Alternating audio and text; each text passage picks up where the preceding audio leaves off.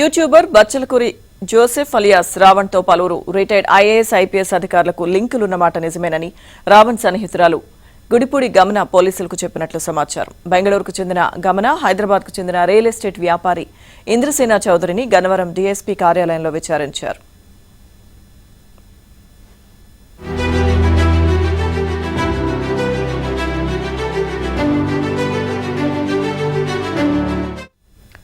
బెంగళూరులో బొటిక్ నిర్వహిస్తున్న గమన యూట్యూబ్ లో రావణ్ వీడియోలను ఫాలో అయ్యేది. బొటిక్ నిర్వహిస్తూనే సోషల్ మీడియా రీల్స్ చేస్తుంటుంది.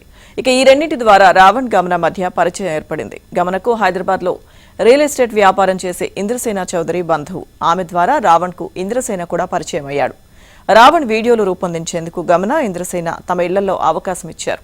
గమన ఇంద్రసేన రావణ్ మధ్య బంధం 2 ఏళ్ల నుంచి ఉందని పోలీసులు నిర్ధారించారు.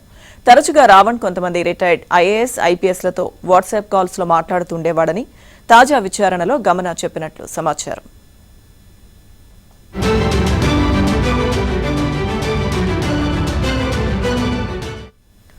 గమన ఇంద్రసేన చౌదరిలను డీఎస్పీ కార్యాలయంలో వేర్వేరు గదుల్లో విచారించారు. ఈ విచారణలో అధికారులు అడిగిన పలు ప్రశ్నలకు వారిద్దరూ డొంక తిరుగుడు సమాధానాలు చెప్పినట్లు తెలుస్తోంది.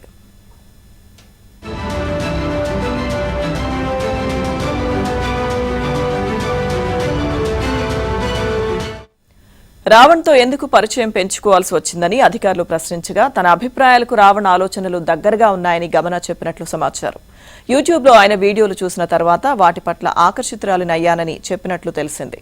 ఈ నెల 17న మరోసారి విచారణకు రావాలని అధికారులు నోటీస్ ఇచ్చి పంపారు.